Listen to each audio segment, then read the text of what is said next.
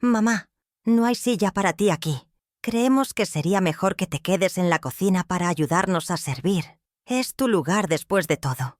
La voz de Sofía, dulce en apariencia, cortó el aire como un cuchillo afilado, clavándose directamente en mi pecho, justo en el centro de mi corazón, dejando una herida que prometía no sanar jamás. Era mi cumpleaños, el número 68, y el pastel que horneé con tanto esmero, con la esperanza de un momento de unión, se sentía ahora como una pesada piedra en mis manos temblorosas.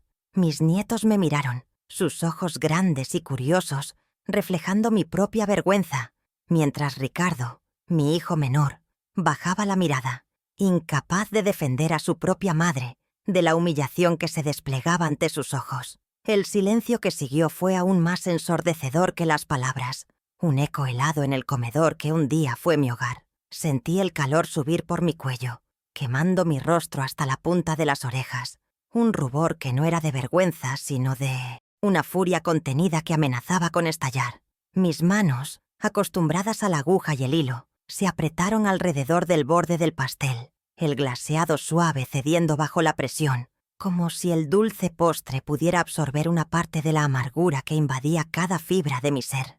Mis ojos se empañaron, pero no permitiría que una sola lágrima cayera, no frente a ellos, no ahora que su desprecio era tan crudo y evidente. Giré mi cuerpo, sintiendo cada articulación protestar, y me dirigí hacia la cocina, cada paso una tortura silenciosa, un martirio que se representaba en el escenario de mi propia casa, bajo la mirada de mi propia sangre. La dignidad de un manto que siempre había llevado con orgullo se sentía ahora como un harapo, arrastrándose por el suelo polvoriento de su indiferencia.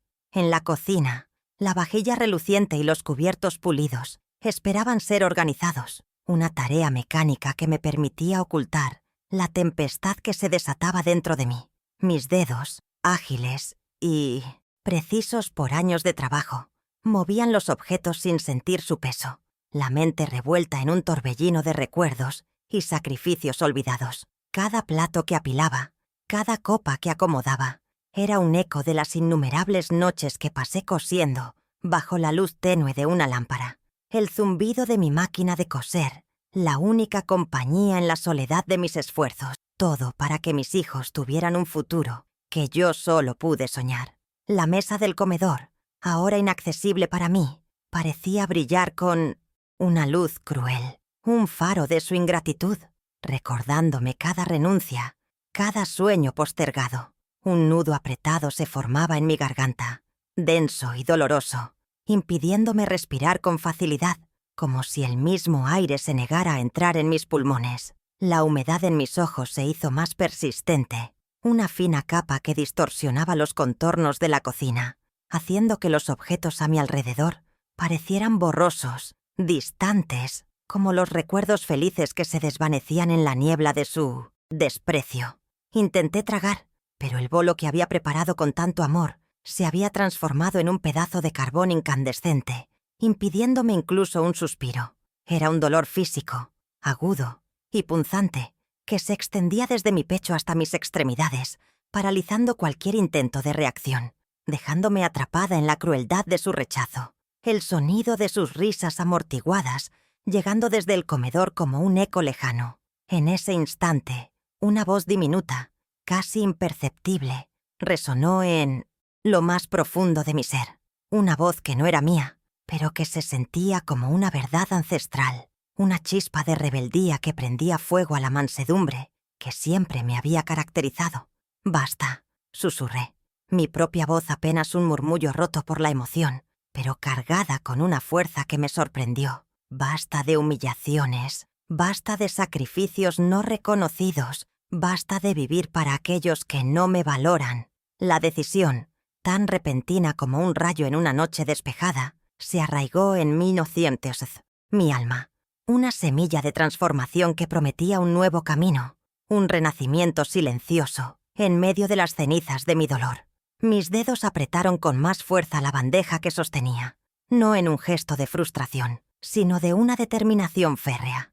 En aquel preciso momento, Rubina Ramírez, la madre abnegada que siempre había puesto a sus hijos por encima de sí misma, La mujer que había vivido en la sombra de sus necesidades y deseos murió, y de sus cenizas, silenciosamente, sin estruendo ni advertencia, nació una mujer nueva, una Rubina desconocida incluso para sí misma, una Rubina que ya no rogaría por afecto, que no se arrastraría por migajas de cariño, que se levantaría con la frente en alto y redefiniría su propio valor. Era el fin de una era y el comienzo de otra, un cambio imperceptible para los que reían en el comedor, pero monumental para el corazón que latía con una nueva y silenciosa resolución. La silla vacía en su mesa era, para mí, el punto de partida hacia mi propia libertad. Mi nombre completo es Rubina Ramírez, y en aquel instante preciso, la aguja del reloj de mi vida marcó los 68 años, con una punzada de dolor que no se sentía con los números, sino en el alma. Había enviudado hacía poco más de un año, y la ausencia de Miguel, mi amado esposo, era un vacío que resonaba en cada rincón de la casa, una melodía lúgubre que se aferraba a las cortinas, a los muebles, a la almohada vacía, a mi lado en la cama. La paz que busqué tras su partida se había convertido en un eco de su risa ausente, y el nuevo propósito que anhelaba se diluía en la niebla de una soledad que no me abandonaba, ni de día ni de noche. Mi rutina era un lienzo monocromático, pintado con los mismos trazos cada día. Las mañanas comenzaban con el ritual del café, el aroma amargo que me recordaba la ausencia de las charlas matutinas con Miguel, las noticias en la radio que solo amplificaban el silencio de la casa. Luego, el cuidado de mi pequeño jardín, donde las flores parecían florecer con menos brillo desde que él no estaba para admirarlas. Las tardes, el costurero abierto, las telas sin forma que esperaba transformar, pero la inspiración se había ido con él, dejándome con hilos sueltos y patrones incompletos. La noche, un regreso a la misma cama, la misma ausencia, el mismo frío que me envolvía a pesar de las mantas. El ambiente emocional de mi hogar era pesado, cargado de memorias y de un silencio que gritaba la falta de compañía. Las paredes, que antes habían sido testigos de risas, de conversaciones, de la vida de una familia, se erguían ahora como monumentos a la soledad, cada fotografía enmarcada un recordatorio de un tiempo que se había ido para no volver. A veces me sentaba en el viejo sofá de la sala, con la mirada perdida en el televisor que permanecía apagado, y sentía la presencia de Miguel a mi lado, un consuelo ilusorio que se desvanecía con el menor movimiento, dejándome con el peso de la realidad. La vida actual se había vuelto una serie de días indistinguibles, uno tras otro, sin grandes eventos, sin sorpresas, sin la calidez de un abrazo espontáneo o una conversación profunda. Mis hijos, Sofía y Ricardo, tenían sus propias vidas, sus propias familias, sus propias preocupaciones, y yo era apenas una figura periférica en sus agendas apretadas. Las llamadas eran esporádicas, las visitas contadas, y siempre con la sensación de que yo era más una obligación que un placer, un deber que debían cumplir para mantener las apariencias frente a la sociedad. La conexión familiar que tanto anhelaba se desvanecía como arena entre mis dedos. ¿Alguna vez has sentido que entregas todo, que te vacías por completo por las personas que más amas, y a cambio solo recibes el eco de tu propio sacrificio? ¿La frialdad de su olvido? El dolor de la ingratitud es una herida que no sangra por fuera, pero que carcome el alma por dentro. Una llama que se niega a extinguirse, que te consume lentamente, dejándote solo con las cenizas de lo que fuiste y el fantasma de lo que soñaste ser. Es una soledad que pesa más que cualquier abandono físico, porque es la soledad del corazón que ha sido ignorado, del amor que ha sido rechazado, de la vida que ha sido desperdiciada en vano. Si alguna vez sentiste esta punzada de dolor, esta herida profunda de la traición, déjame un comentario. Quiero saber que no estoy sola en esta lucha. La soledad, esa compañera ineludible, se había vuelto mi sombra más fiel, siguiéndome a cada paso, envolviéndome en su frío abrazo. Hablaba con mis plantas, con mis mascotas, con las paredes de mi casa, cualquier cosa para llenar el silencio que me oprimía el pecho. Las conversaciones que antes sostenía con Miguel ahora eran diálogos internos, Preguntas sin respuesta. Pensamientos que giraban en círculos, sin un destinatario que pudiera ofrecer una palabra de consuelo o de aliento. Era una soledad profunda, que no solo afectaba mi ánimo, sino que comenzaba a manifestarse en mi cuerpo. Mis limitaciones físicas se hacían más evidentes con cada día que pasaba. Las rodillas, que antes me llevaban de un lado a otro con agilidad, ahora dolían con cada movimiento, recordándome el paso implacable del tiempo. La vista, que antes me permitía enhebrar la aguja con facilidad, ahora requería de gafas y de una luz más intensa, haciendo que las noches de costura fueran un desafío. La energía, que antes parecía inagotable, se había reducido a pequeños estallidos de actividad, seguidos de un agotamiento profundo que me obligaba a descansar. Eran pequeñas señales, pero me recordaban que el tiempo no se detiene para nadie. A pesar de todo, mi alma aún anhelaba esa conexión familiar que parecía negárseme.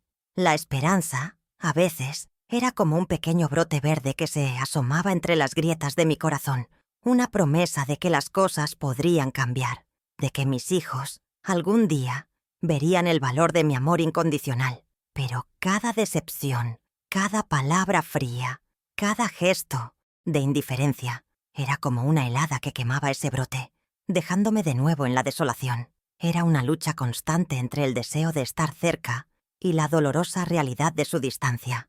Era una lucha silenciosa, interna, que libraba día a día en el santuario de mi hogar, un hogar que, a pesar de todo, seguía siendo mío, un refugio donde guardaba mis recuerdos, mis dolores y, ahora, mi nueva y secreta resolución.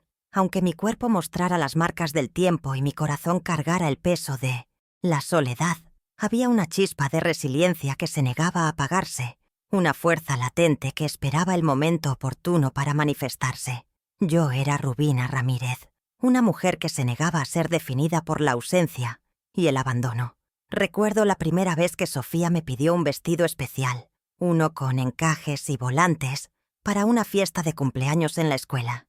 Yo trabajaba cosiendo para afuera, día y noche, y el dinero apenas alcanzaba para lo esencial. Pero su mirada, tan llena de ilusión, fue suficiente para que pasaran noches en vela, bajo la luz tenue de la bombilla, doblando telas, cortando patrones, mis dedos adoloridos pero mi corazón lleno de una alegría extraña. Utilicé cada retazo, cada hilo guardado, y cuando lo vio, sus ojos brillaron con una intensidad que para mí valía más que cualquier fortuna. Era un vestido sencillo, pero en sus ojos de niña era el más hermoso del mundo. Cuando Ricardo enfermó de bronquitis siendo un bebé, el miedo me atenazó el alma.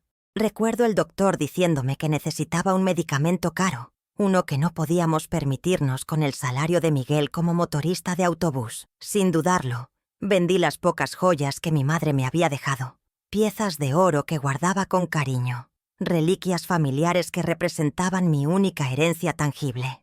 No lo pensé dos veces. El brillo de esas alhajas se desvaneció, pero el alivio de ver a mi hijo respirar con facilidad, de sentir su frente fresca de nuevo, fue un tesoro que ninguna joya podría comprar. El olor a eucalipto y jarabe aún me trae a la memoria aquellos días de desvelo y preocupación. La adolescencia de Sofía trajo consigo nuevas exigencias, el deseo de encajar, de tener lo mismo que sus amigas. Quería unos zapatos de marca que estaban de moda, de esos que costaban el sueldo de una semana. Miguel dudó. El dinero era escaso, pero yo le aseguré que nos las arreglaríamos. Reduje mis propios gastos al mínimo.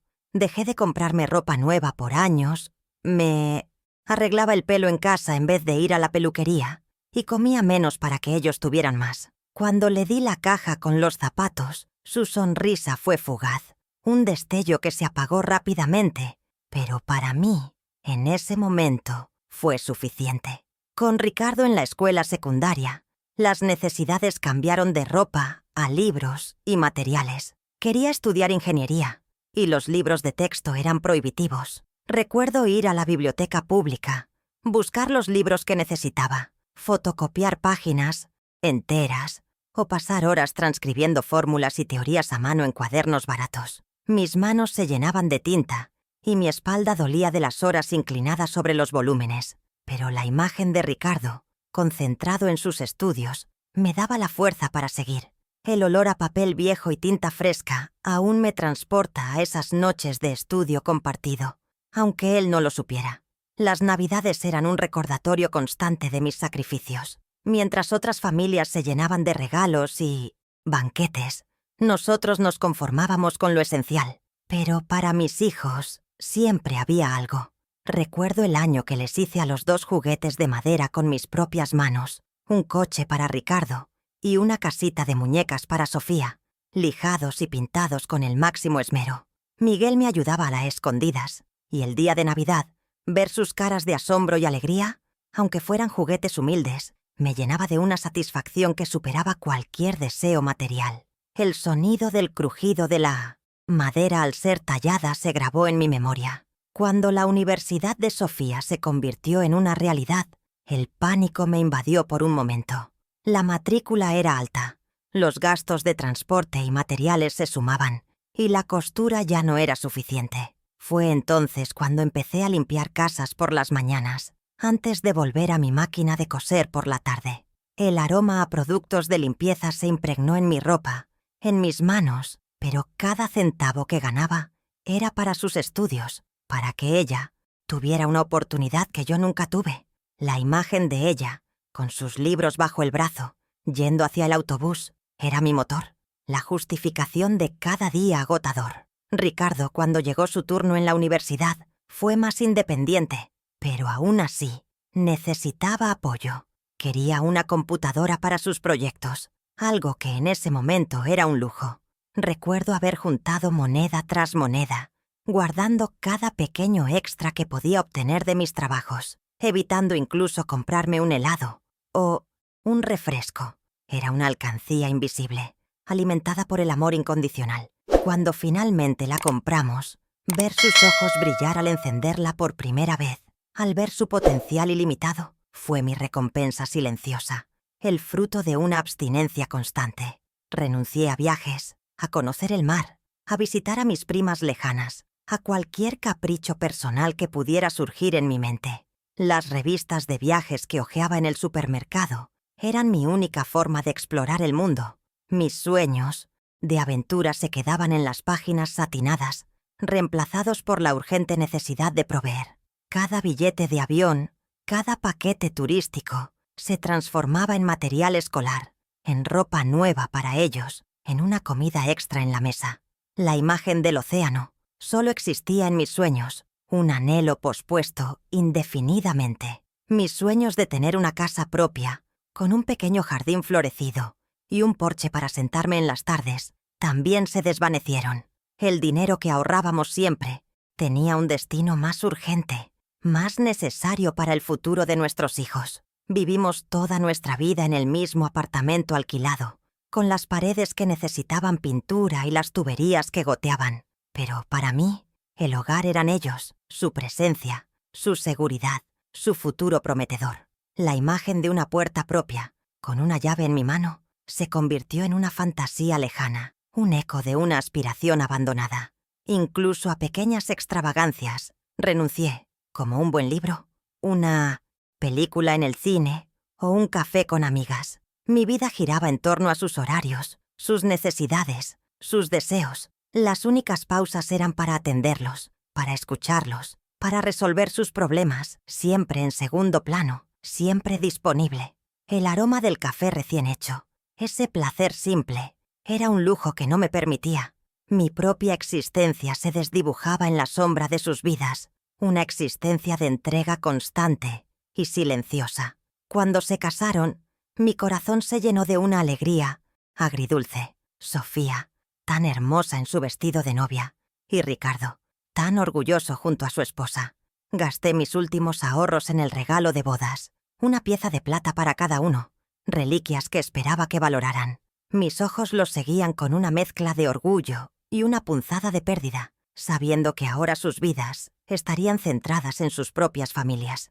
El sabor del pastel de bodas, dulce y empalagoso, se mezclaba con el regusto amargo de mi propia disolución. Verlos prosperar, con sus casas, sus trabajos, sus hijos, Era la prueba de que mis sacrificios habían valido la pena. Cada dolor, cada renuncia, cada noche sin dormir, se justificaba en su éxito.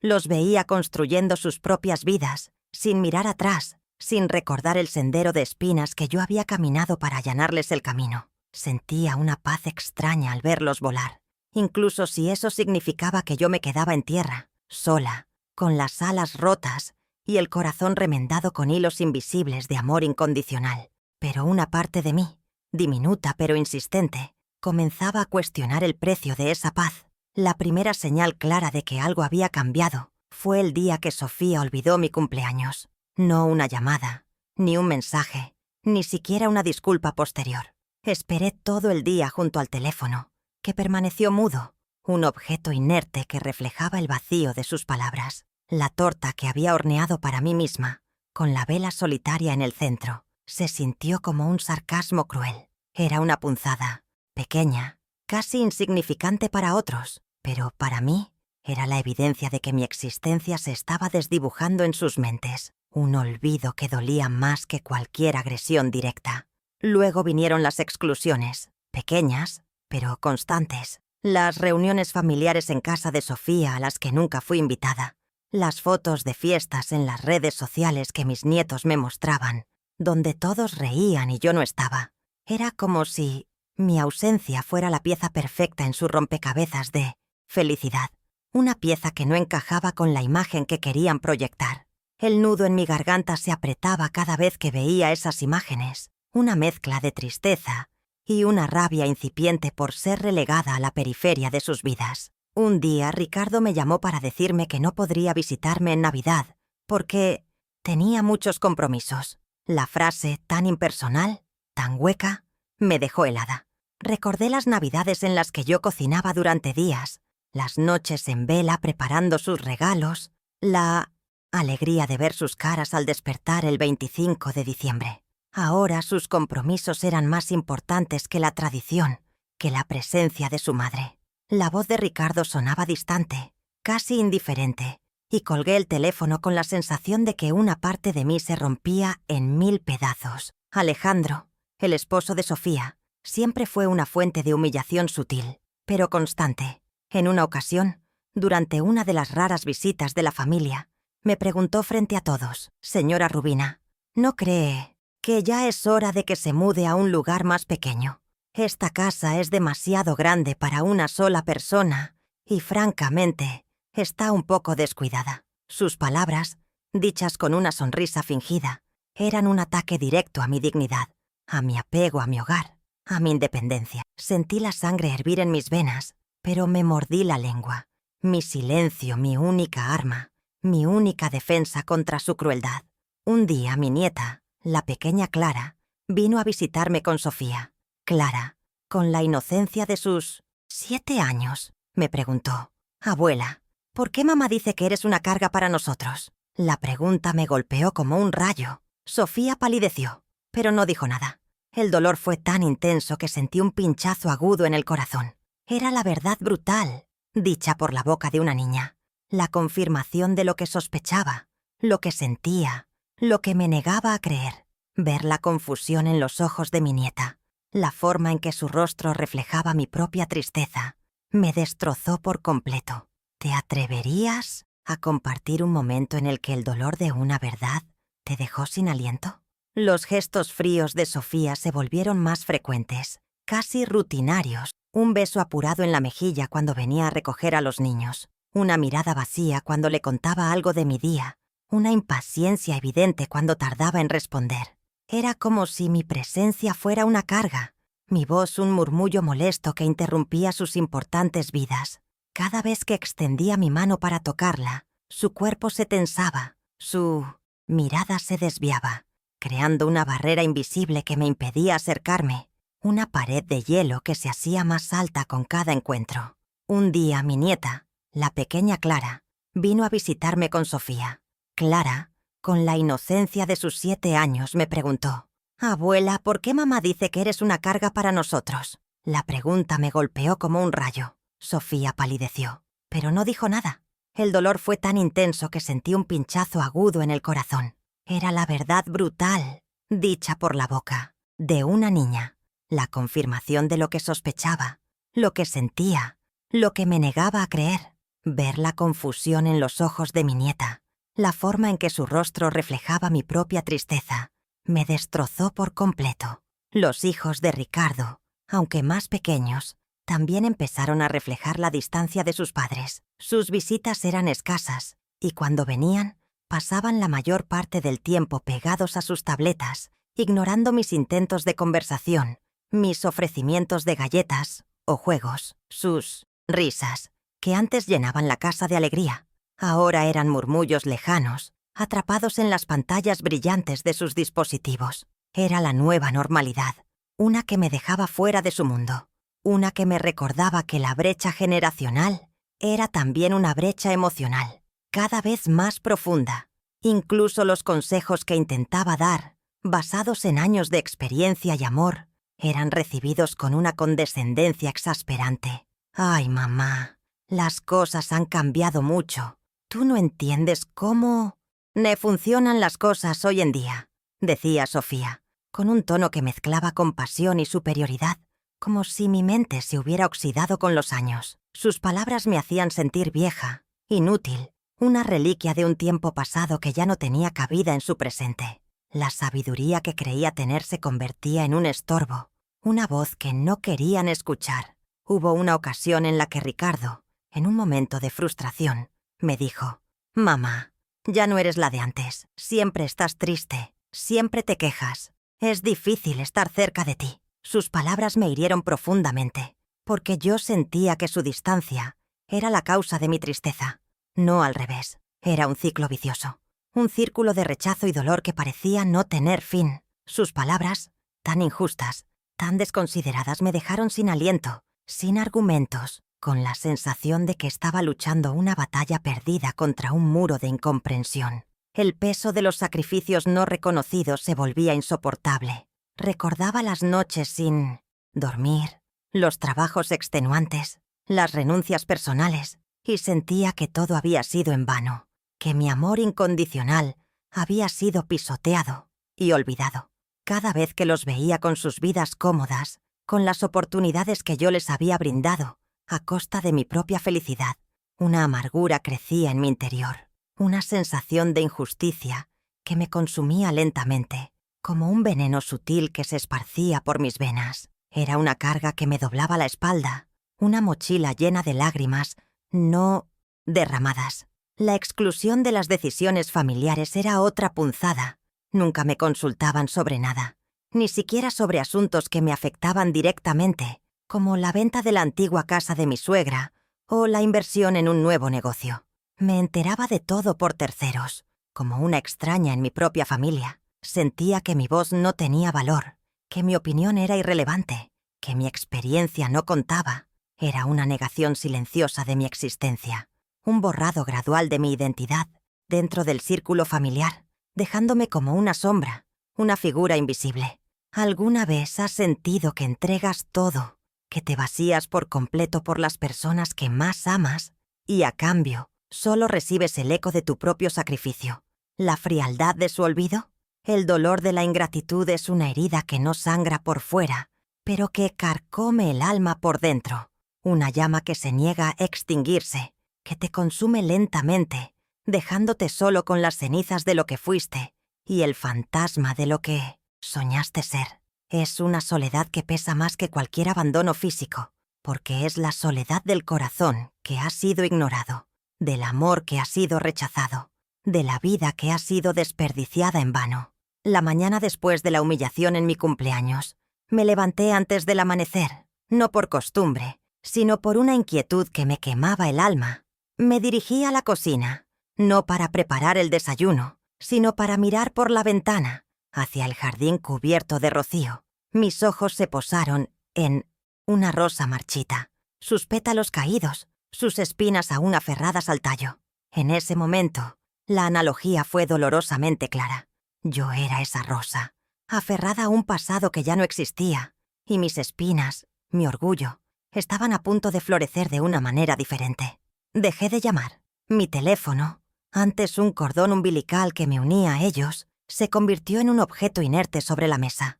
No busqué excusas, no inventé razones. Simplemente, el silencio se instaló. No un silencio de espera, sino uno de decisión. Cuando sonaba, rara vez, y veía sus nombres en la pantalla, el impulso de contestar disminuía con cada repique, reemplazado por una extraña sensación de liberación. Era un pequeño acto de rebeldía, un corte invisible en el hilo que me ataba a su indiferencia. Las visitas ocasionales de mis nietos, antes un bálsamo para mi alma, comenzaron a percibirse con una nueva perspectiva. Los observé con una atención diferente, notando no solo su inocencia, sino también la forma en que sus padres los influenciaban, la distancia que se creaba sutilmente en sus pequeños corazones. Mi amor por ellos no disminuyó, pero mi forma de expresarlo cambió. Ya no buscaba su afecto como una necesidad, sino que les ofrecía el mío como un regalo, sin expectativas de reciprocidad. Cuando Sofía me envió un mensaje preguntando por qué no había respondido a su última llamada, mi dedo se detuvo sobre el teclado. Podría haber inventado una excusa, que estaba ocupada, que no había escuchado el timbre. Pero en lugar de eso, escribí una respuesta breve y concisa. Estuve ocupada. Todo está bien. No hubo queja, no hubo reproche, solo una declaración de hechos. Fue un mensaje que no buscaba compasión, sino que marcaba un límite, una distancia que hasta entonces no me había atrevido a establecer. Comencé a salir de casa más a menudo, no a visitar a nadie, sino a caminar sin rumbo fijo por las calles del barrio. Observaba a la gente, las tiendas, los árboles, cosas que antes pasaban desapercibidas en mi enfoque exclusivo en mi familia. Era como si me estuviera reconectando con el mundo exterior, un mundo que había ignorado por años. Cada paso era una afirmación de mi autonomía, un redescubrimiento de mi propia existencia, más allá de mi rol de madre y abuela. El aire fresco en mi rostro se sentía como una caricia de libertad. Un día, al sentarme en el sofá, mis ojos se detuvieron en la manta de ganchillo que había tejido para Sofía cuando era pequeña. Era un objeto lleno de recuerdos, de horas de trabajo, de amor. La tomé en mis manos, no para acariciarla, sino para doblarla con cuidado y guardarla en el fondo de un baúl. No la tiré, no la destruí, pero la alejé de mi vista, de mi alcance. Era un símbolo de mi decisión de dejar de aferrarme al pasado, de esas viejas heridas que aún me dolían, de los sacrificios que ya no me definían. Empecé a leer libros que Miguel había guardado en su estudio, novelas de aventuras, biografías de mujeres fuertes, libros de historia. Cada página era una ventana a un mundo nuevo, una forma de escapar de mi propia realidad, de nutrir mi mente con ideas diferentes. Las horas que antes pasaba rumiando mis penas, ahora las dedicaba a viajar por continentes lejanos o a conocer a personajes fascinantes. Era una evasión, sí, pero también una forma de construir mi propio universo interior, uno donde yo era la protagonista. Cuando Ricardo vino de visita y me preguntó cómo estaba, mi respuesta fue escueta. Estoy bien, ocupada. No elaboré, no di detalles, no busqué su lástima o su interés. Él pareció sorprendido por mi falta de efusividad, por la ausencia de quejas o lamentos. Era una conversación sin sustancia, vacía de la emoción que él esperaba, de la que yo solía derramar. Mi voz era plana, neutral, y el silencio que siguió fue elocuente. Un silencio que no pedía, que no exigía, sino que simplemente existía, marcando la distancia. Decidí reorganizar el jardín, quitar las plantas marchitas, podar los arbustos que se habían descontrolado. Mis manos, aunque algo adoloridas, trabajaban con una determinación que no sentía hacía mucho tiempo. Cada maleza arrancada, cada rama cortada, era una metáfora de mi propia vida, de las cosas que necesitaba desechar para que lo nuevo pudiera crecer. El aroma de la tierra húmeda, el sol en mi piel, la satisfacción de ver el orden restaurado, me daban una sensación de control, de que podía moldear mi propio entorno, mi propio destino. Dejé de cocinar para ellos. Las bandejas de comida que solía preparar con tanto esmero, con la esperanza de que vinieran a buscarlas, dejaron de aparecer en mi cocina. Ahora mis comidas eran simples, solo para mí, sin la presión de complacer paladares ajenos. La nevera, antes llena de potes, y tuppers con sus platos favoritos. Ahora solo contenía lo esencial. Era un pequeño acto de autonomía, una forma de reclamar mi tiempo, mi energía, mis recursos y dedicarlos exclusivamente a mi propio bienestar, sin la carga de la expectativa. La televisión, antes un ruido de fondo constante, permanecía apagada la mayor parte del día. Prefería el silencio o la música clásica que Miguel solía escuchar. Melodías suaves que llenaban el espacio sin invadirlo, sin distraerme de mis propios pensamientos, de mis propias decisiones. Era un espacio de introspección, de construcción silenciosa, donde mi mente podía divagar, planear, imaginar un futuro diferente. Uno donde yo era el centro de mi propia existencia, no un apéndice de la vida de otros. Este silencio que antes me había oprimido se convirtió en mi aliado, en mi fortaleza. Dejé de rogar por afecto, por atención, por reconocimiento. Ya no buscaba su aprobación, ni sus palabras de consuelo. Cada pequeño acto de distanciamiento, cada decisión de priorizarme a mí misma, era un ladrillo en el muro que estaba construyendo alrededor de mi corazón, no para protegerme de ellos, sino para protegerme de mi propia necesidad de ellos. Era el nacimiento de una nueva Rubina, una mujer que se negaba a ser definida por el abandono. Días después de aquella revelación silenciosa de mi nueva postura, mientras organizaba los pocos objetos personales que Miguel había dejado en su estudio, mis manos se toparon con una caja de madera. Estaba escondida, casi olvidada, en el fondo de su viejo armario, exhalando un suave y reconfortante aroma a cedro, un olor que de inmediato me transportó a los recuerdos de su presencia. Era una caja sencilla, sin adornos, pero su peso y la forma en que estaba oculta me indicaron que contenía algo importante, algo más que meros recuerdos sentimentales o papeles viejos. Una extraña intuición me decía que este descubrimiento cambiaría el curso de mi historia. Con el corazón latiéndome con una mezcla de ansiedad y curiosidad, abrí la caja. Dentro, cuidadosamente doblada y protegida, encontré una escritura antigua. No era un documento cualquiera. Era la escritura de un terreno en el centro de la ciudad. Mis ojos se abrieron de asombro. Miguel siempre fue un hombre humilde, un motorista de autobús, y la idea de que poseyera una propiedad de ese calibre era algo que nunca habría imaginado. El papel, amarillento por el tiempo, se sentía frágil en mis manos, pero su contenido era de una solidez abrumadora, una verdad que desestabilizaba todo lo que creía saber. Junto a la escritura había un testamento. No era el que conocía, el que habíamos discutido superficialmente hacía años, sino uno nuevo, con cláusulas específicas que no reconocía. Mis ojos recorrieron las líneas y una mezcla de sorpresa y confusión me invadió. Era un documento detallado, con disposiciones que me dejaban boquiabierta, revelando una previsión de Miguel que me era totalmente desconocida. Cada palabra leída era un golpe en mi percepción de nuestra vida juntos, un velo que se levantaba para mostrar una realidad oculta. Lo que siguió fue aún más impactante. Acciones de una pequeña empresa de construcción. Miguel había fundado esta empresa en 1900, secreto, en los primeros años de nuestro matrimonio, mucho antes de dedicarse a su trabajo como motorista.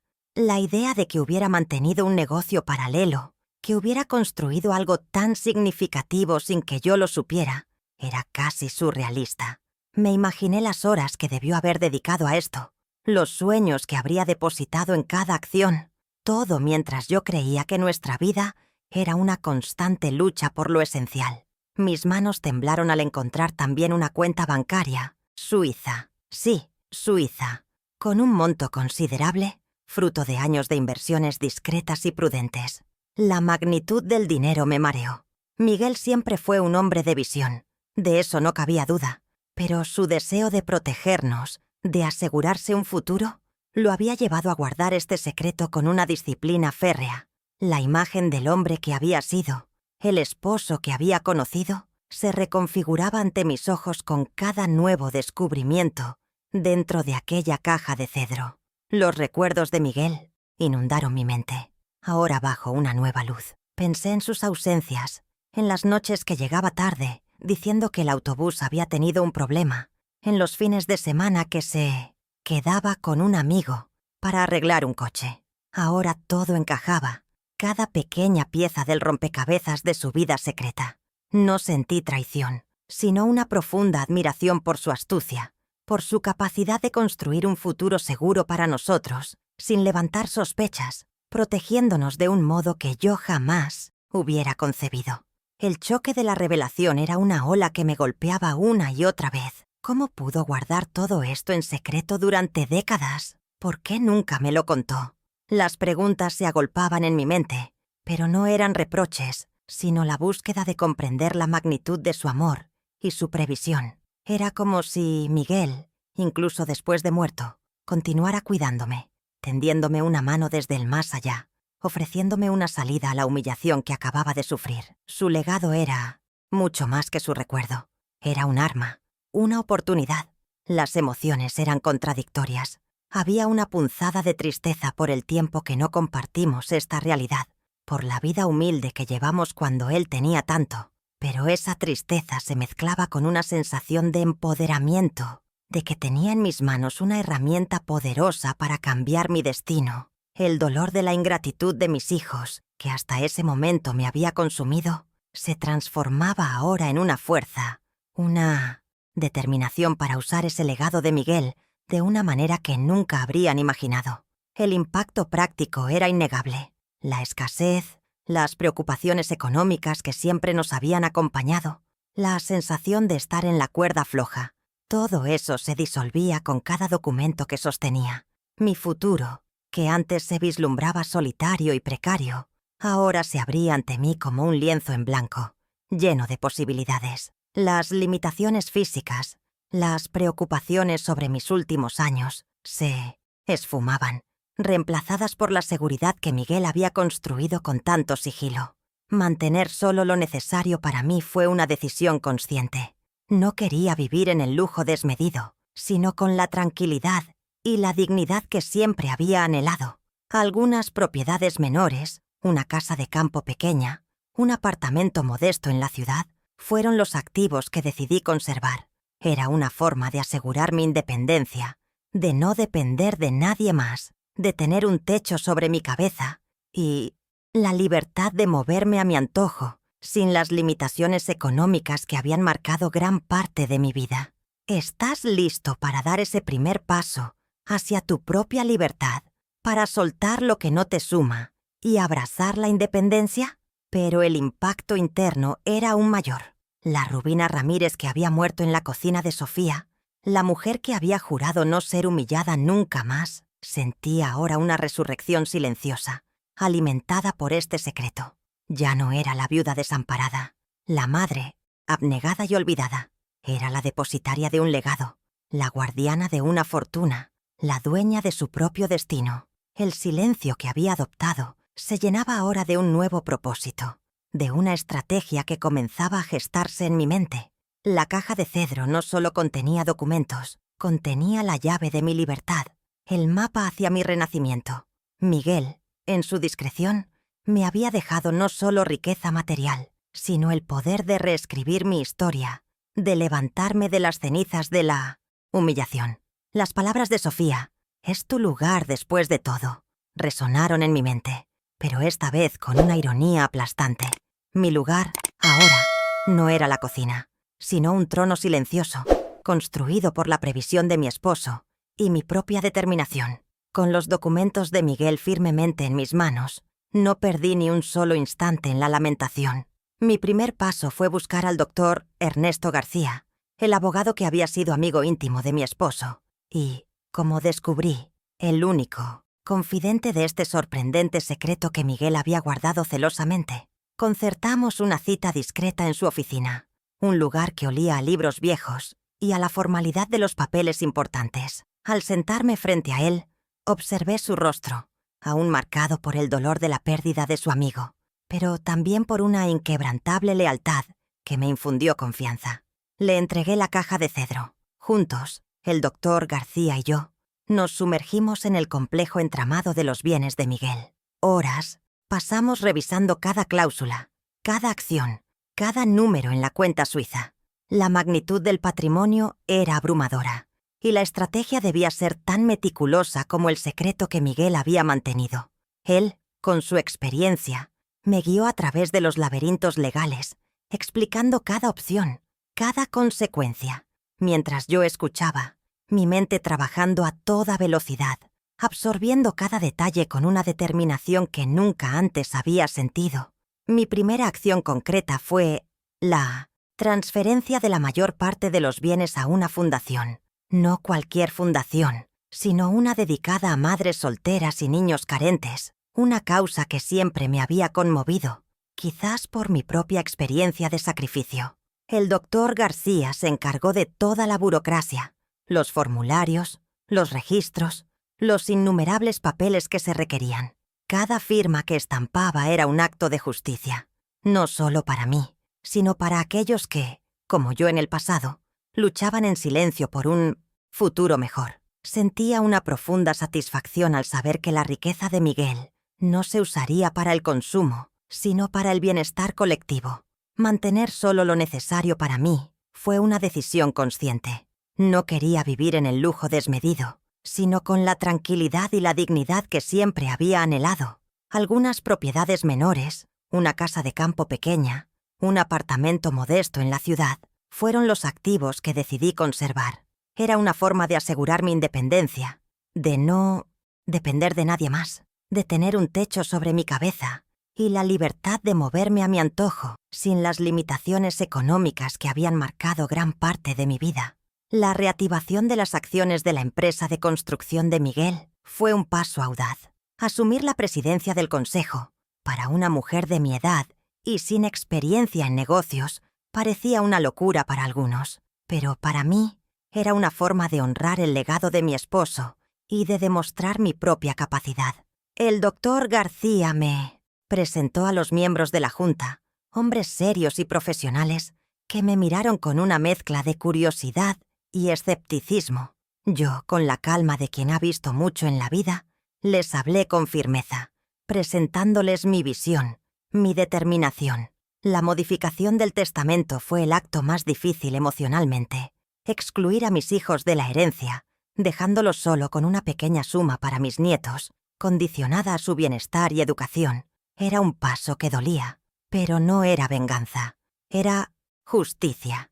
Era una forma de enseñarles el verdadero valor del esfuerzo y del respeto, de que las cosas no se dan por sentadas y que el amor incondicional no debe ser sinónimo de ceguera. Firmé el documento con una mano firme, pero el peso de la decisión se sintió en cada trazo de la pluma.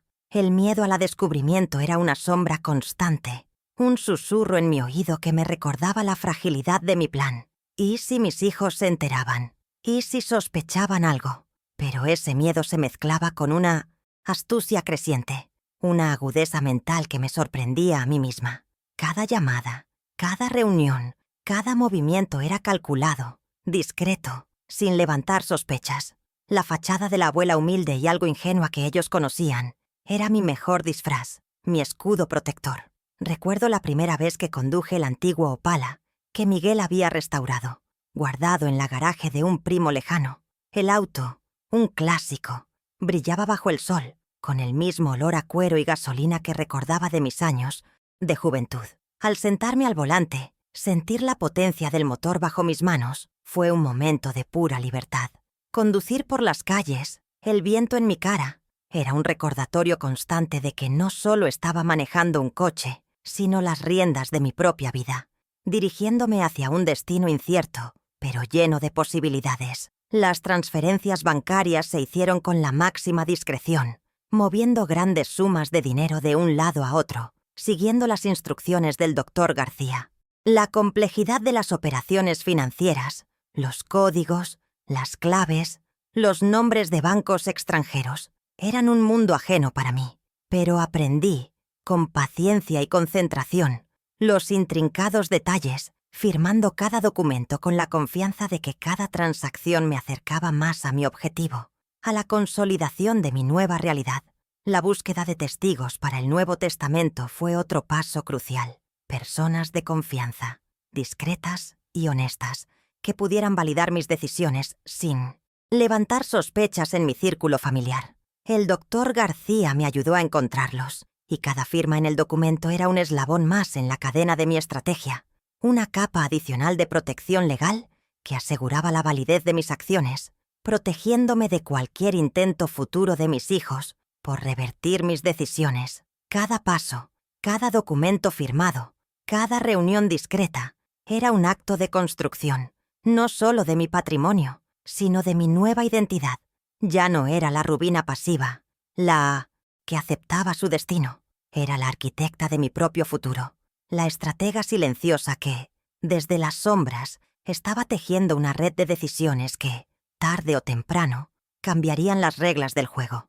La semilla de la venganza silenciosa, sembrada en la humillación, germinaba ahora en acciones concretas y bien planificadas. Mi vida se transformó en una elaborada puesta en escena, una coreografía meticulosa, donde cada movimiento tenía un propósito oculto. Por fuera, seguía siendo la Rubina Ramírez de siempre, la anciana viuda, quizás un poco más silenciosa, un poco más absorta en sus pensamientos, pero inofensiva.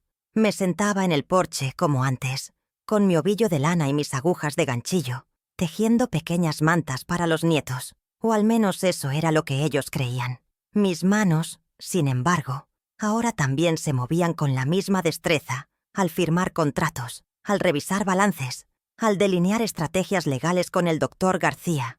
La dualidad era mi nueva realidad y la disfrutaba en secreto. Cuando Sofía venía de visita, rara vez, y me encontraba enfrascada en mi labor de tejer, su mirada se deslizaba por mi figura con una mezcla de lástima y alivio.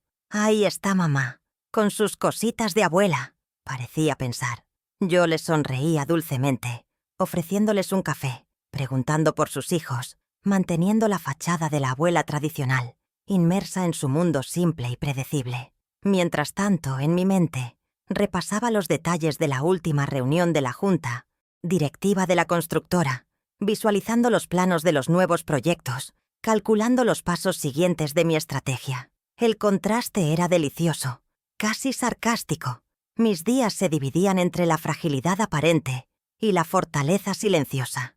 Por la mañana quizás pasaba horas en el banco, discutiendo inversiones millonarias con gerentes que no sospechaban la verdadera historia detrás de la humilde anciana sentada frente a ellos. Por la tarde regresaba a casa, me ponía mi delantal y preparaba una sopa sencilla para la cena, o me sentaba a leer un libro de poesía, cultivando la imagen de la viuda solitaria y contemplativa. Nadie, absolutamente nadie, sospechaba la tela de araña que tejía a sus espaldas. Mi casa, antes un santuario de mis penas, se convirtió en mi cuartel general secreto. En la sala, los ovillos de lana y las revistas de moda infantil. En mi estudio, ocultos en un compartimiento secreto que Miguel había construido en su escritorio, los documentos legales, los informes financieros, los planos de la constructora. Era un juego de escondite, una forma de mantener mis dos vidas separadas, de proteger el secreto que me daría el poder. Cada objeto en mi hogar tenía un doble significado, una historia oculta para los ojos no entrenados. La preparación emocional era constante. Practicaba mi sonrisa, mi tono de voz, mi lenguaje corporal. Aprendí a controlar mis expresiones, a no dejar que ninguna emoción traicionara la astucia que se cocinaba dentro de mí. Cuando me hacían preguntas sobre mi salud o mi bienestar, mis respuestas eran vagas, conciliadoras, siempre con un matiz de cansancio que alejara cualquier sospecha de una mente activa y maquinadora. Era como si estuviera interpretando el papel de mi vida, y la audiencia, mis propios hijos, era totalmente ajena al guión real. El doctor García era mi único confidente, mi cómplice en esta farsa. Nuestras reuniones eran discretas, siempre en su oficina, nunca en mi casa, para evitar cualquier posibilidad de ser descubiertos. Hablábamos en voz baja, usando un lenguaje codificado, como dos espías planeando una misión. Él me informaba de los progresos legales, de los movimientos financieros, de los avances en la constructora, y yo le daba mis instrucciones, mis decisiones, mis observaciones. Éramos un equipo, dos mentes unidas por un objetivo común, la justicia silenciosa. Cuando Ricardo me preguntaba si necesitaba algo, mi respuesta solía ser: «No te preocupes, hijo, me las arreglo». Ya, sabes, a mi edad, una necesita poco. Mis palabras, dichas con una supuesta resignación, eran en realidad una declaración de independencia, una sutil burla a su falta de interés genuino. Les daba la tranquilidad de que yo no era una carga, de que podían seguir con sus vidas sin preocupaciones, sin saber que detrás de esa fachada de poca necesidad se gestaba una transformación monumental. Incluso mis paseos diarios se volvieron parte de mi disfraz. Caminaba lentamente, a veces con un bastón, apoyándome en él para acentuar la imagen de fragilidad. Pero mi mente estaba despierta, observando el mundo a mi alrededor con una agudeza renovada. Observaba los edificios, las construcciones, las nuevas tendencias del mercado, absorbiendo cada detalle que pudiera ser útil para mi nueva faceta como empresaria. Cada arruga en mi rostro era una máscara, cada cana un camuflaje, cada paso lento un engaño deliberado. El sarcasmo sutil se convirtió en mi compañero silencioso. Cuando Sofía se quejaba de sus problemas económicos, yo asentía con la cabeza, ofreciéndole palabras vacías de consuelo, mientras en mi mente pensaba en los millones que fluían por mis cuentas. La ironía era tan palpable que a veces tenía que morderme la lengua para no sonreír. Era una venganza dulce, no en actos de crueldad, sino en el conocimiento secreto de mi propio poder, de la ignorancia de aquellos que me habían despreciado. Las observaciones finas se volvieron mi pasatiempo. Notaba la forma en que Alejandro miraba a Sofía cuando ella mencionaba dinero, la prisa con la que Ricardo cambiaba de tema cuando le preguntaba sobre su trabajo, pequeños gestos, miradas fugaces, silencios incómodos que revelaban la verdadera naturaleza de sus preocupaciones y prioridades. Yo observaba y aprendía, cada detalle una pieza más en el rompecabezas de su egoísmo, confirmando mi decisión de seguir adelante con mi plan, con la certeza de que mi juicio era correcto. Era una vida secreta, llena de adrenalina y de una satisfacción profunda. La abuela callada, como ellos me veían, era en realidad la estratega silenciosa, la dueña de su propio destino. El dolor que me habían infligido se había transformado en el combustible de mi renacimiento, la humillación en el catalizador de mi empoderamiento. Mi vida doble era mi obra maestra, mi venganza más dulce, ejecutada con la elegancia de una bailarina y la precisión de un relojero. El día que la noticia estalló, el aire en la ciudad vibraba con una electricidad palpable. Mis hijos, Sofía y Ricardo, recibieron sendas cartas formales, notificándoles de los cambios en los bienes familiares. Al principio, la incredulidad se instaló en sus rostros, seguida de una risa nerviosa. Pensaron que era un error, una broma de mal gusto, quizás alguna equivocación del abogado. La idea de que su humilde madre pudiera tener bienes, y mucho menos modificarlos, era ajena a su comprensión. Su ignorancia era mi mayor ventaja, su ceguera mi más preciado cómplice. La incredulidad se transformó en pánico cuando las noticias locales empezaron a difundir la historia. Aparecí en un evento de caridad para la prensa, con el doctor García a mi lado. Mi figura antes discreta, ahora proyectada en las pantallas de televisión. Discursé sobre la nueva fundación, sobre la herencia que había donado para madres solteras y niños carentes. La sorpresa en sus ojos, según me contaron, debió ser un espectáculo. La Rubina Ramírez que conocían se desdibujaba ante una mujer segura, elocuente, que hablaba con una convicción que nunca habían presenciado. El golpe final llegó con la noticia de que yo, la costurera, la limpiadora de casas, era la nueva presidenta de una constructora.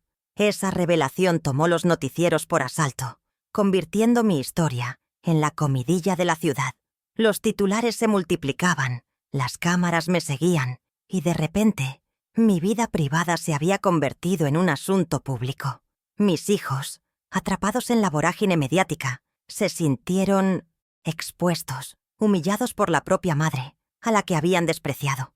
La inversión de papeles era brutal, y ellos no sabían cómo reaccionar. El enfrentamiento era inevitable. Llegaron a mi casa, ahora recién reformada, con una furia contenida que apenas podían ocultar. La puerta, que antes se abría tímidamente para ellos, ahora se abría de par en par, revelando un interior luminoso, moderno, elegante. Los muebles antiguos habían sido reemplazados por piezas contemporáneas. Las paredes, antes deslucidas, lucían obras de arte discretas. El aroma a cedro se había desvanecido, reemplazado por un aire de prosperidad y buen gusto. Mi hogar, que antes era solo una casa, se había transformado en un palacio de mi propia creación.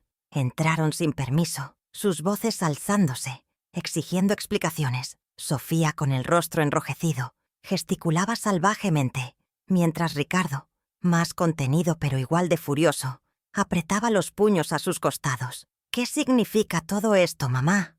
¿Cómo pudiste hacer algo así? Es nuestro dinero, nuestra herencia», gritaba Sofía, su voz estridente, distorsionada por la rabia y la incredulidad. Alejandro, detrás de ella, murmuraba algo sobre derechos y engaño, su rostro pálido y sudoroso. Yo estaba sentada a la cabecera de la mesa del comedor, una mesa que ahora era mía, en mi propia casa. Los observé con una serenidad que parecía desarmarlos, con la calma de quien ha esperado este momento durante mucho tiempo. Mis manos estaban entrelazadas sobre el regazo, mi postura recta, mi mirada fija y sin vacilar. El silencio se prolongó por unos segundos, un silencio denso y cargado de tensión, donde cada palabra no dicha pesaba más que un grito. Era mi escenario, y yo era la única directora. «No hay lugar para la ingratitud en mi vida», comencé, mi voz suave pero firme, cada palabra un eco en la espaciosa sala. Yo construí mi propio lugar, ladrillo a ladrillo, con mis propias manos y con la previsión de Miguel. Y ustedes construyeron el de ustedes, con su indiferencia, con su desprecio, con sus humillaciones. Mis palabras eran como flechas, directas al corazón de su egoísmo, sin una pizca de rencor, solo la fría verdad. La sorpresa en sus rostros fue palpable. Sus gritos se ahogaron en sus gargantas. Mis ojos se posaron primero en Sofía, luego en Ricardo. «Las puertas de esta casa estarán abiertas para mis nietos», continué, «siempre y cuando entiendan el verdadero valor del amor, del respeto y de la bondad. Pero para ustedes, solo cuando entiendan lo que significa la verdadera familia, cuando dejen de ver el mundo a través de la lente del interés y el beneficio personal. Hasta entonces, este es mi santuario, no el suyo». Mi voz no se alteró, no se quebró, no mostró debilidad. La dinámica de poder se invirtió por completo. Ya no era la madre que imploraba atención, la abuela que buscaba consuelo. Ahora, yo imponía las condiciones, yo cortaba los lazos, yo asumía la dirección de mi propia vida con una autoridad que nunca habían visto en mí. Mis palabras no eran una amenaza, sino una declaración, un ultimátum que sellaba el destino de nuestra relación. Ellos, que siempre habían tenido el control, se encontraron de repente sin un ápice de influencia, atados de pies y manos por sus propias acciones. Ricardo intentó argumentar, balbuceando algo sobre malentendidos y amor filial, pero su voz sonaba hueca, sin convicción. Sofía, por su parte, se quedó en silencio, sus ojos fijos en el suelo, su rostro lívido. Era como si la verdad les hubiera golpeado con la fuerza de un martillo, derribando las ilusiones que habían construido sobre mi supuesta debilidad. Su impotencia era evidente, y en sus miradas vi un destello de arrepentimiento, una chispa que, sin embargo, llegó demasiado tarde. El silencio que siguió a mis palabras fue elocuente, un silencio de derrota para ellos, de triunfo para mí. No hubo gritos, no hubo lágrimas de mi parte, solo una paz profunda que se había instalado en mi corazón, la paz que viene de la justicia cumplida, de la dignidad restaurada.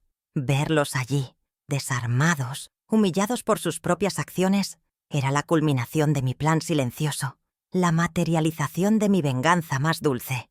No hubo necesidad de echarlos. Ellos mismos sintieron el peso de su ingratitud y la inutilidad de su presencia. Se levantaron, uno a uno, sus movimientos lentos, como si el aire se hubiera vuelto espeso. Sus miradas se desviaron de la mía, incapaces de sostener el peso de la verdad. La puerta, que antes habían forzado con su entrada abrupta, se cerró suavemente detrás de ellos, marcando el fin de una era y el inicio de mi verdadera libertad.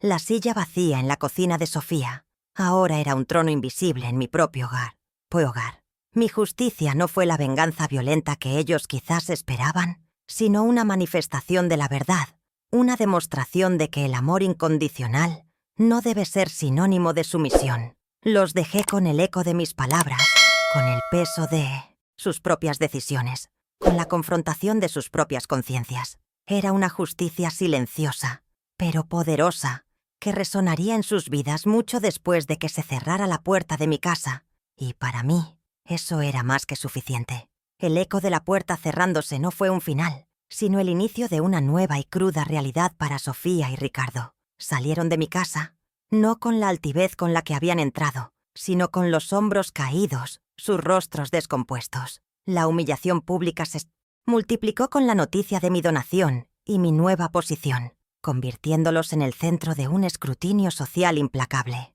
Los murmullos en sus círculos, las miradas de lástima o de juicio, eran una bofetada constante a su orgullo. Ya no eran los hijos de la humilde Rubina, eran los herederos desheredados, los ingratos. La pérdida de la herencia se materializó de forma dolorosa. Las cartas del doctor García detallaban las transacciones, la fundación, el Nuevo Testamento, la realidad de que los millones que creían suyos ahora estaban destinados a extraños, a madres solteras y niños que ellos ni siquiera conocían. Les carcomía el alma. Sus sueños de casas más grandes, de autos más lujosos, de una vida sin preocupaciones, se desvanecieron como humo. El dinero, esa deidad que tanto habían adorado, les fue arrebatado de las manos por la misma mujer a la que habían menospreciado. Las amistades, antes sólidas y convenientes, comenzaron a distanciarse. Las invitaciones a eventos sociales disminuyeron. Las llamadas se hicieron más escasas. Nadie quería asociarse con la vergüenza, con el escándalo que los envolvía. La reputación, que tanto habían cuidado, se desmoronaba ante la verdad revelada. Eran parias en su propio mundo, castigados por una justicia que no venía de los tribunales, sino de la implacable mano de su madre.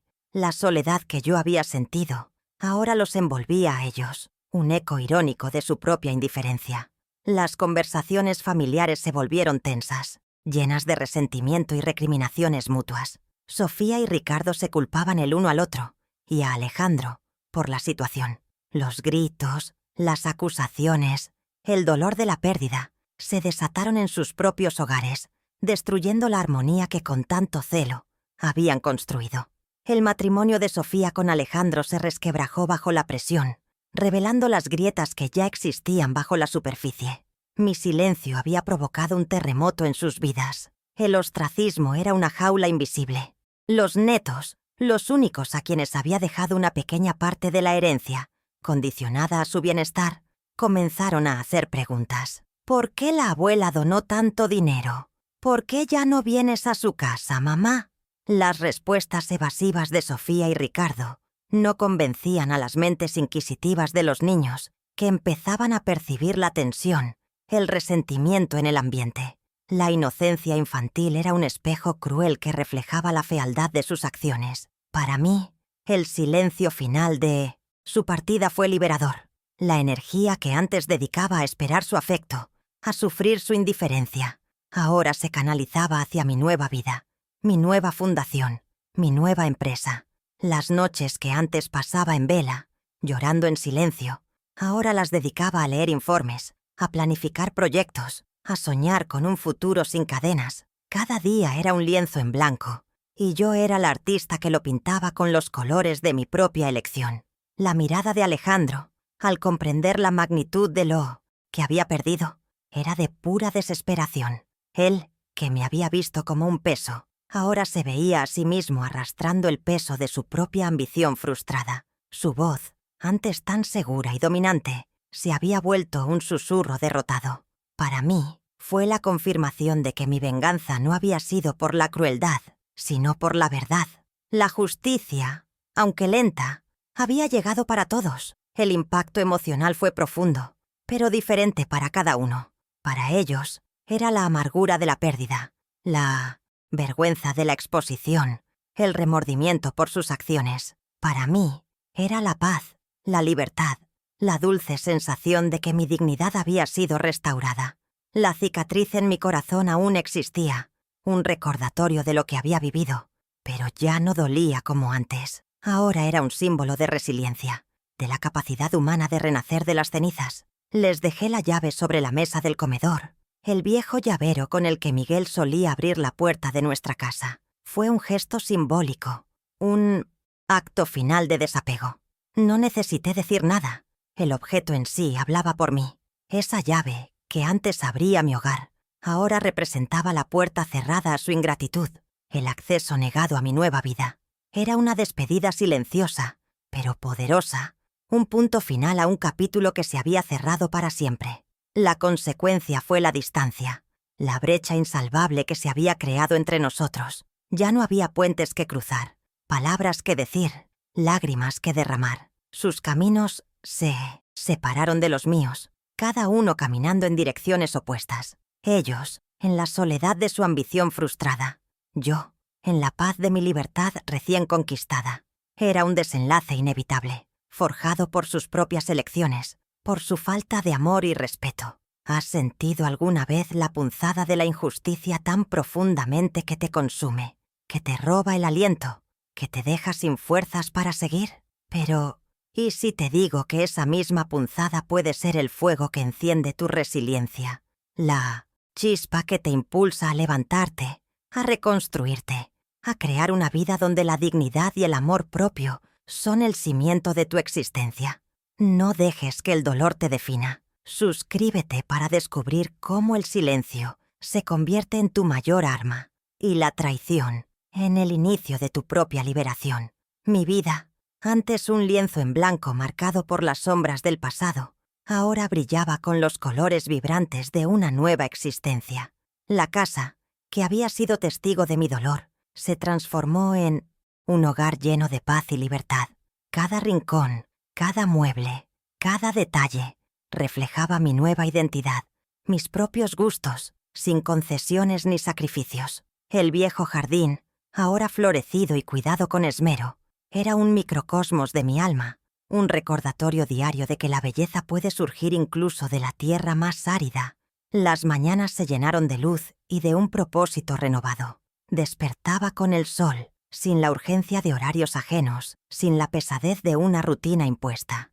Mis días comenzaban con una taza de café en el porche, contemplando el amanecer, escuchando el canto de los pájaros. Era un ritual de gratitud, un momento para saborear la tranquilidad que tanto había anhelado, una paz que se había convertido en mi compañera más fiel, mi mayor tesoro. Mis viajes por el mundo se convirtieron en una realidad asombrosa. Recuerdo la primera vez que vi el mar, sus olas rompiendo en la orilla, el aroma salado en el aire. Fue una emoción indescriptible, la realización de un sueño postergado por décadas. Recorrí países lejanos, conocí culturas fascinantes, probé comidas exóticas. Cada viaje era una lección, una aventura, un recordatorio constante de que la vida era mucho más grande de lo que me habían hecho creer, más rica, más expansiva. Mi tiempo, antes consumido por las necesidades de otros, ahora lo dedicaba por completo a la fundación que Miguel y yo habíamos creado. Ver los rostros de las madres solteras, de los niños que recibían apoyo, la esperanza en sus ojos, me llenaba de una satisfacción que superaba cualquier fortuna material. Sus sonrisas eran mi mayor recompensa, la prueba tangible de que mi historia, mi dolor, mi resiliencia, podían ser una fuente de luz para otros, un faro de esperanza en la oscuridad. Me convertí en una figura respetada y admirada en la comunidad. La historia de mi donación, de mi transformación, se difundió, inspirando a muchos. La gente se acercaba a mí, buscando consejo, palabras de aliento, o simplemente para expresar su admiración. Era una sensación extraña, ser reconocida no por mis sacrificios, sino por mi fuerza, por mi capacidad de reinventarme. Mi voz, antes silenciada, ahora resonaba con autoridad y sabiduría. Mis nietos, sí, ellos seguían siendo una parte importante de mi vida. Las visitas, ahora más esporádicas y supervisadas, eran momentos de amor puro, sin la sombra de la tensión familiar. Les enseñaba a pintar, a leer, a observar la naturaleza, compartiendo con ellos la sabiduría que había adquirido a lo largo de mi camino. Mis puertas estaban abiertas para ellos, siempre y cuando vinieran con el corazón limpio, libres de la influencia de sus padres, buscando la abuela, no la herencia. Descubrí un nuevo grupo de lectura, mujeres de mi edad, con historias fascinantes, con las que compartía no solo libros, sino risas, confidencias y un compañerismo genuino. Nos reuníamos cada semana, en mi casa o en la biblioteca, discutiendo novelas, poemas, filosofías. Era un espacio de enriquecimiento mutuo, donde me sentía comprendida, valorada, parte de una comunidad que celebraba la vida y el aprendizaje. La soledad, por fin, se había disipado por completo. Los días transcurrían en una dulzura inesperada. La lectura, la jardinería, las caminatas al atardecer, las conversaciones con mis nuevas amigas. Todo era un regalo.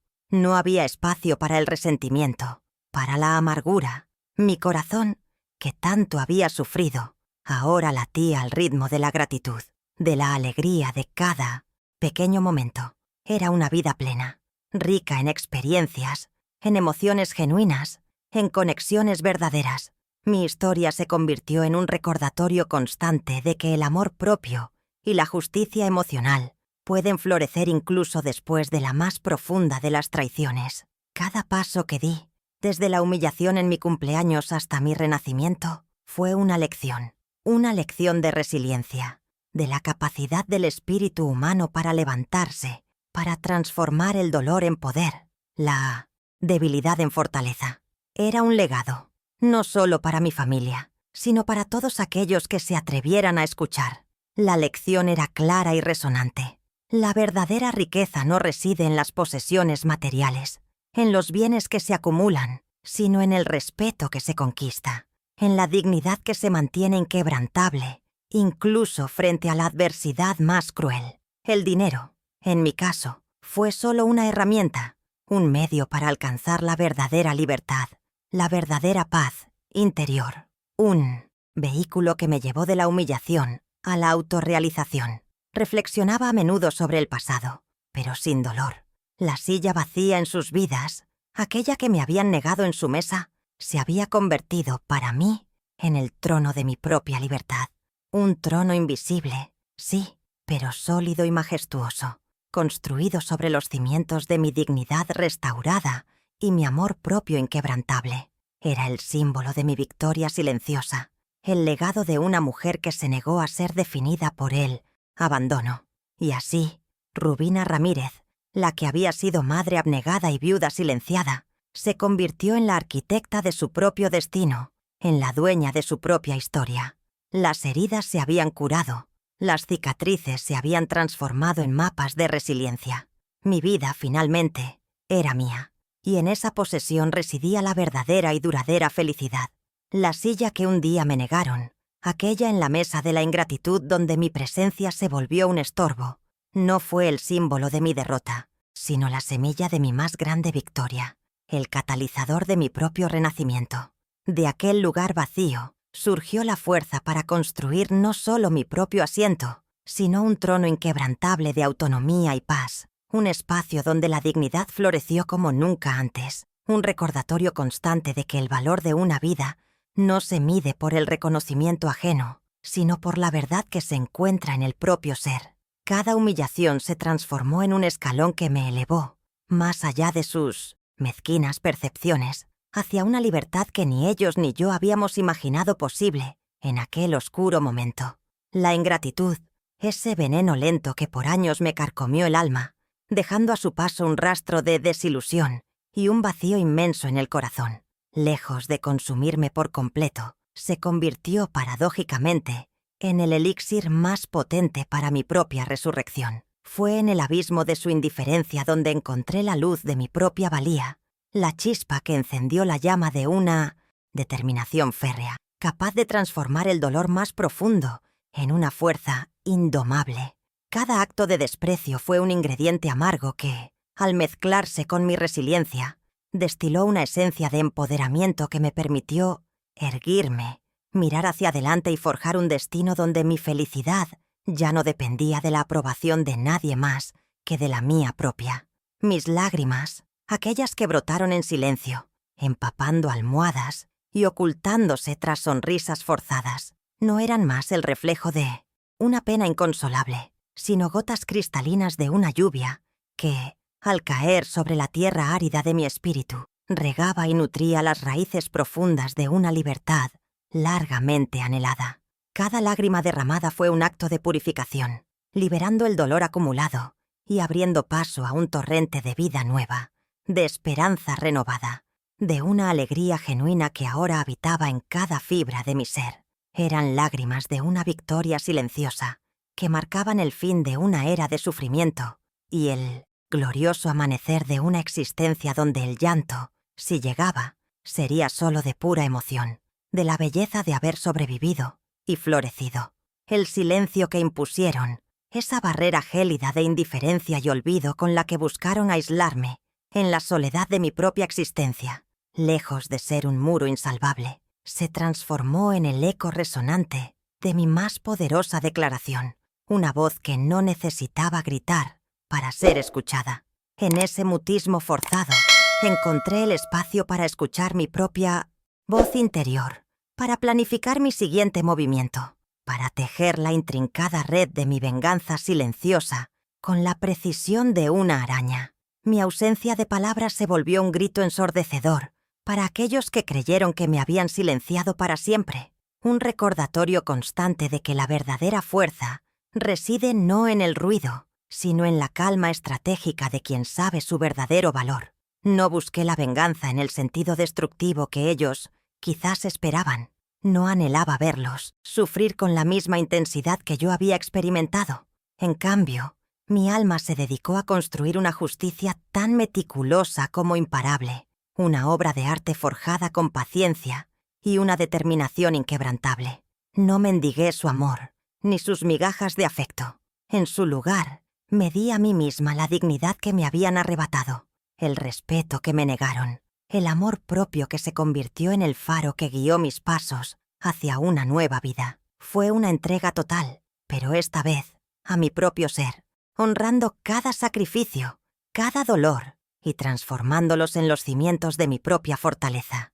Y así, la abuela callada, aquella figura aparentemente insignificante que habían relegado a la periferia de sus vidas, no solo fue capaz de reescribir su propia historia, sino que floreció, eterna e inmarcesible, en la memoria colectiva del respeto, convertida en un símbolo viviente de que la resiliencia no tiene edad ni fronteras. Su nombre, Rubina Ramírez, ya no era solo un susurro del pasado, sino un eco vibrante en el presente, una inspiración para todos aquellos que buscan levantarse de las cenizas de la humillación y construir un legado de dignidad inquebrantable.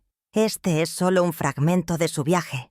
¿Te atreves a desvelar tu propia historia de fortaleza? Suscríbete y emprende este camino de empoderamiento junto a nosotros. No busqué la venganza en el sentido destructivo que ellos quizás esperaban. No anhelaba verlos sufrir con la misma intensidad que yo había experimentado. En 1200 cambio, mi alma se dedicó a construir una justicia tan meticulosa como imparable, una obra de arte forjada con paciencia y una determinación inquebrantable. No mendigué su amor, ni sus migajas de afecto.